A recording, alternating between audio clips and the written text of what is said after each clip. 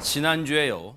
경기도 일대에서 여성 업주 2명을 잇따라 살해하고 잠적했던 50대 남성 그 사건 전해드린 바가 있죠. 바로 그제 경찰과 함께 모습을 드러냈는데 그 영상부터 보시고 이어가 보도록 하겠습니다. 계획된 범죄였습니까? 아니, 왜 살인까지 저지르셨습니까? 죄송합니다. 도주 중에 다른 범행했습니까? 없습니다. 강력으로 도주 아니면 어떻게 하실 계획이셨어요? 그냥 무서워서 도망갔습니다. 왜 다가간 노렸습니까? 죄송합니다. 유족한테 할 말 없으십니까? 너무나 죄송합니다. 저게 죄송하단 사람 말투예요. 그냥 녹음기 틀어놓은 것 같잖아요. 그런데 박성배 변호사님, 지난주 이 시간에 전해드릴 때 빨리 저 몹쓸 인간 잡아야 된다 걱정했었잖아요. 다행히도 검거되었습니다. 경찰이 지난 5일 오후 10시 45분경 강원 강릉시에서 피의자 이 씨를 검거했습니다. 아하. 당시 피의자는 모자를 눌러쓴 채 재래시장을 배회하고 있었는데 앞서 피의자는 지난달 30일 오후 7시경 일산 서구의 한 다방에서 혼자 영업하던 60대 여성을 살해한 혐의를 받고 세상에. 있고 6일 만인 지난 5일 오전 8시 30분경 양주의 한 다방에서 역시 업주인 60대 여성을 살해한 혐의를 받고 있습니다. 두 사건 현장에서 동일한 지문이 나오면서 경찰이 신속하게 공개 수배로 전환한 바 있습니다. 네. 그런데요, 최진봉 교수님, 예. 범행은 경기도 일대인데 잡힌 곳은 강원도입니다. 강릉이에요. 강원도에 이거 어떻게 된 겁니까? 그러니까요. 강원도로 어떻게 갔을지 네. 궁금하시죠? 그래서 내용을 살펴봤는데 경찰이 그의 모습을 이곳에서 먼저 발견하고서부터 추적이 시작됐다고 합니다. 아하. 영상으로 함께 보시도록 하겠습니다. 네네. 네, 지난 5일 아침 동서울 터미널입니다. 모습을 드러낸 50대 남성. 저 인간이에요? 예, 그렇습니다. 검은색 모자와 점퍼를 입고 한 손에 주머니에 넣은 채 걸어다니는 모습을 볼 수 있습니다. 네. 한참을 걸어 이동한 남성, 매표소에서 버스표를 구입한 뒤 태연하게 담배까지 피우게 되는데요. 하하. 밖에 담배 피우는 예, 모습이군요. 그렇습니다. 이 남성은 이후 강원도 강릉으로 넘어가서 한 재래시장서 배회하던 중에 경찰에게 덜미를 잡히고 말았습니다. 세상에, 지금 동서울 터미널, 서울 동서울 터미널 CCTV에 포착된 모습 보면, 자, 범행을 저지르고 지금 버스를 타고 강원도까지 갔어요. 그렇게 되면 저 모습만 보면 이 인간을 어떻게 잡지? 경찰은 경기도 일대에서 벌어진 이 사건의 저 피의자를 어떻게 강원도까지 가서 잡았을까요? 얘기 들어보시고 이어가 보도록 하겠습니다.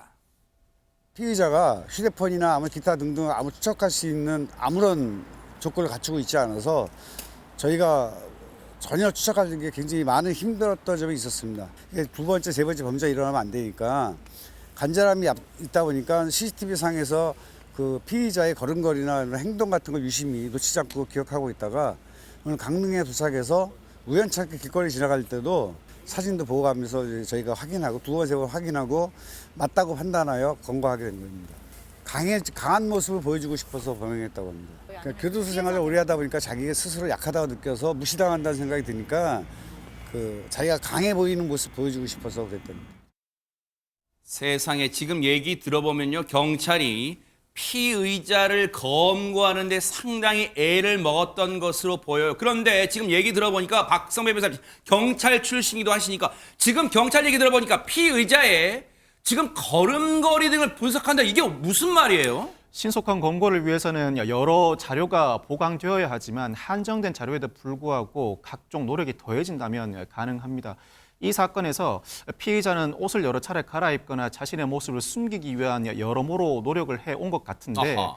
그럼에도 불구하고 그 사람의 행색을 볼 때, 즉 행색은 일반적인 행동 패턴을 포함합니다. 경찰은 이 사람의 모습이 찍힌 사진이나 영상을 보게 되면 특징을 발견하게 되고 그 특징을 전제로 한정된 조건 하에도 불구하고 이 사람이 도주한 것으로 파악되는 도주 경로를 추적하는 과정에서 그 사람의 특색을 파악해서 조기에 검거하는 경우가 왕왕 있습니다. 네. 이 사건에서는 공개 수배로 많은 분들의 제보도 큰 도움이 되었을 것이고 특이한 걸음걸이를 예사로 보지 않은 경찰의 노력도 빛을 발한 사건으로 보입니다. 여러분, 법의학이라는 얘기 들어가 보세요. 어떤 사람이 살해됐을 때 그 사망 원인을 정밀하게 법의학, 해부 등을 통해서 검시 등을 통해서 밝히는 게 법의학이라고 하는 것처럼 특별한 걸음걸이를, 범인의 걸음걸이를 분석하는 걸 법보행이라고 합니다. 바로 경찰이 그 법보행 수법을 써서 CCTV로 저 걸음걸이를 특별한 걸음걸이를 분석한 것으로 보여지는데 지금 보세요. 하정은 평론가님. 저 사람이 강원도까지 가서 혹시 강원도에 무슨 연고가 있던 거예요? 그 강원도까지 간 이유에 대해서 아주 황당한 얘기를 했는데요. 뭔데요? 뭐라고 그랬냐면 그냥 무서워서 도망갔다. 그냥 가다 보니까 멀리 도망가고 싶어서 강릉까지 가게 됐다. 어머나. 이렇게 얘기를 했습니다. 허허. 이게요. 저게 지금 말이라고 하는 거예요? 이런 끔찍한 범행을 저질러놓고 두 사람을 잇따라 살해해놓고 멀리 도망가고 싶어서 강원도로 갔다는 게 이게 말입니까? 하정은 평론가님? 그러니까 사람을 두 사람이나 살해해놓고 무서워서 도망갔다는 게 이게 무슨 말인지. 무슨 말이야? 이게 믿으란 얘기야, 이게? 무서워서 도망갔다 그러면 되게 약한 사람처럼 자수해야 될 거 아니에요, 느껴지는데 무서우면. 범행은 너무나 흉폭한 범행을 저질렀잖아요. 네. 그러니까 이해가 되지 않는 건데 아하. 범행 동기도 밝혔습니다. 네. 우발적으로 살해했다고 지금 이야기를 하면서 야. 뭐라고 얘기했냐면 절도가 목적이었다. 네. 그래서 돈 훔칠 기회를 보고 있었는데 주인이 영업시간 다 됐다고 나가라고 해서 나가지 않겠다고 버티다가 시비가 붙어서 말다툼하다가 우발적으로 살해했다. 이렇게 얘기하면서 또 네. 뭐라고 그랬냐면 아하. 자기가 교도소 생활을 오래 했는데 교도소에서 약하다고 무시를 당했었다. 그래서 사회를 나오니까 사회에서도 내가 약하다는 생각이 들어서 술만 먹으면 강해지고 싶다는 생각이 들고 강해 보이고 싶어서 결국 그러한 범행을 저지르게 됐다라고 이야기를 했다고 합니다. 이게요. 허주연 변호사님. 말이 길어지면 자신의 말에 함정이 있는 거예요. 자기 스스로 발목이 묶이는 거예요. 보세요. 처음에는 우발적이라더니 보세요. 남들이 자기를 무시하니까 강하게 보이려고 범행을 저질렀다. 지금 자기 말에 지금 앞뒤가 안 맞는 게 있잖아요, 지금. 그렇죠. 술만 마시면 강해 보이고 싶어지는 마음에 범행을 저질렀다라고 얘기하는 것은 결국에는 이 범행을 저지르기 전에 내가 강한 걸 보여주고 싶었다는 아하, 어떤 고의가 있었다고도 세상에. 우리가 짐작해 볼 수 있는 단서 중에 하나라는 생각이 들거든요. 그러니까요. 그리고 이 말이 무슨 말인지 저는 잘 이해가 안 가는 게요. 왜 술을 마시면 강해 보이고 싶습니까? 세상에. 정말 강하다고 하는 것은 정말 어려운 상황에서 나쁘고 강해 보이는 사람들을 제압할 때나 있는 것이지. 맞아요. 왜 이렇게 혼자 이 나이든 어느 정도 나이가 있는 여성이 혼자 있는 시간을 누려서 선량하게 열심히 사시는 분들이잖아요, 진짜. 그렇죠. 이 사람 지금 피해자들의 특징을 보면은 이 사람에게 되게 쉽게 제압당할 수 있는 어떤 신체적인 특징을 갖고 있고 세상에. 상황적인 어떤 특징을 갖고 있는 사람들이거든요.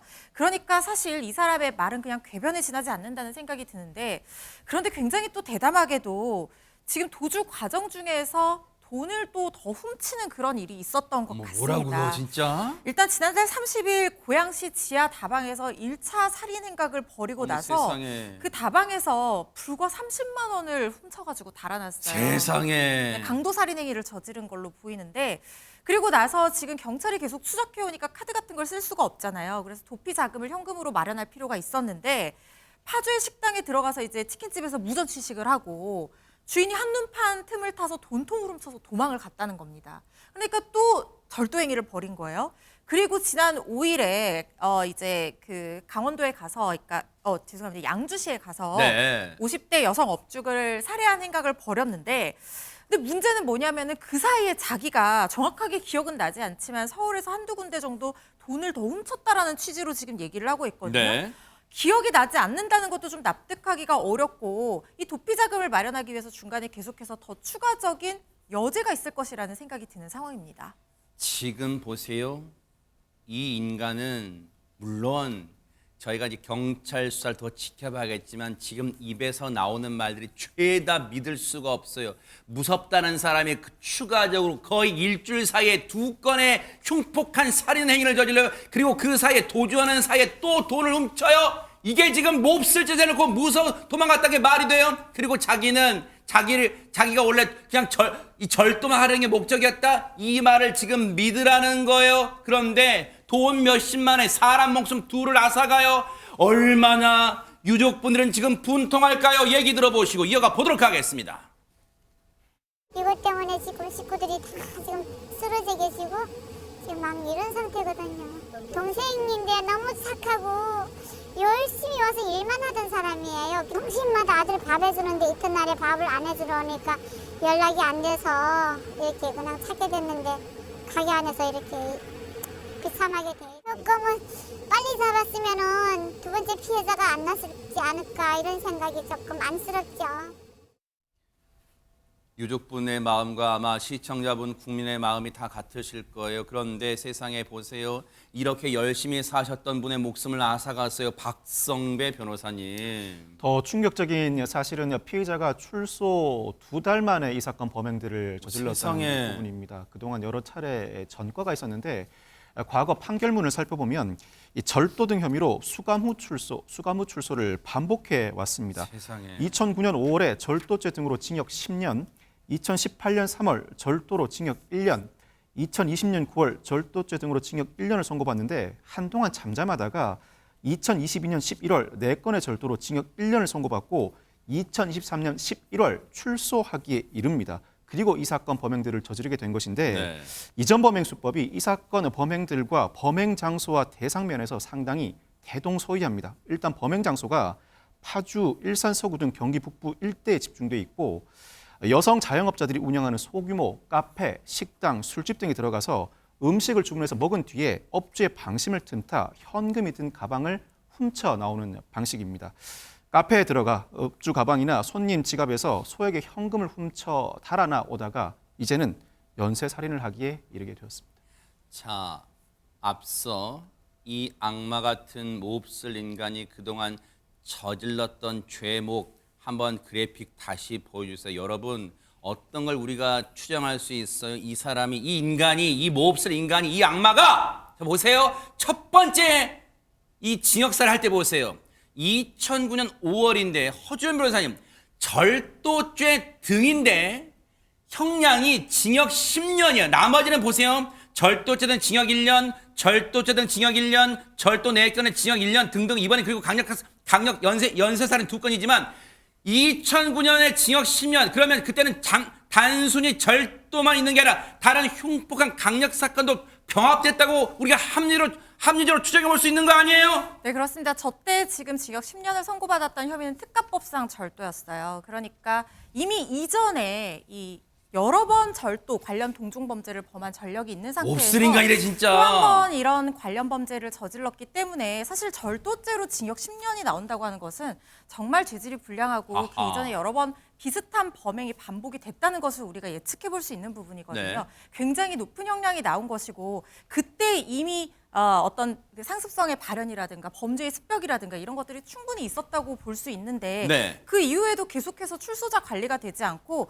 갱생시설에서 어떤 갱생 교육이 제대로 진행되지 않는 부분이 있습니다. 그러다 보니까 이 사회에 제대로 적응하거나 복귀하지를 못하고 계속해서 상습성을 발현하면서 이런 식으로 교도소를 들락날락 해오면서 살아온 것으로 보입니다. 아니 그럼 허준 변호사님, 저 악마 같은 인간 있잖아요. 이번에는 정말 흉폭하게도 잇따라 지금 살인 2건을 연쇄적으로 저질렀어요. 이 인간 앞으로 우리 사회에 영원히 격리시킬 수는 없어요. 제발 좀 그랬으면 좋겠어요, 진짜. 사실 우리가 범죄 가중처벌 형량이 그렇게 높은 국가가 아닌 편인데다가 물론 뭐 처벌이 다 능사는 아니겠지만 처벌이 끝나고 난 이후에도 뭐 재범 가능성이나 우려가 있는 사람들을 보호하는 시설 자체가 굉장히 현저히 부족합니다. 아하. 그리고 그 안에서 이런 행동을 벌이지 않고도 사회에서 자립할 수 있는 어떤 교육의 기회라든가 심리상담 이런 것들이 진행이 돼야 되는데 네. 그런 시설 자체가 굉장히 부족하고 제도도 미비한 상황인데요.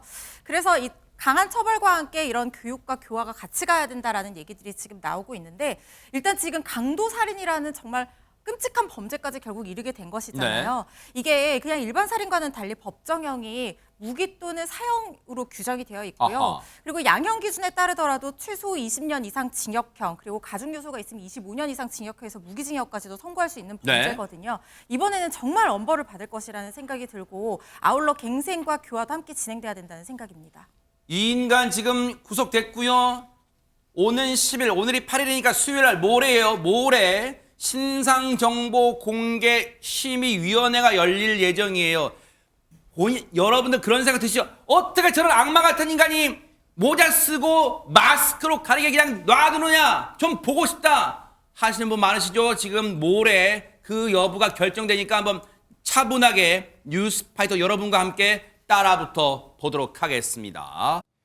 보고 계십니까? 대박 사건. 네, 안녕하십니까? 김명준입니다. 여러분과 함께하는 뉴스파이터, 다양한 소식과 뉴스를 보고 싶으시면 화면 오른쪽을 꾹 눌러 구독해 주시길 바랍니다. TV로도 유튜브로도 여러분께 한 발 더 다가가겠습니다. MBN 뉴스와 뉴스파이터를 사랑해 주셔서 고맙습니다.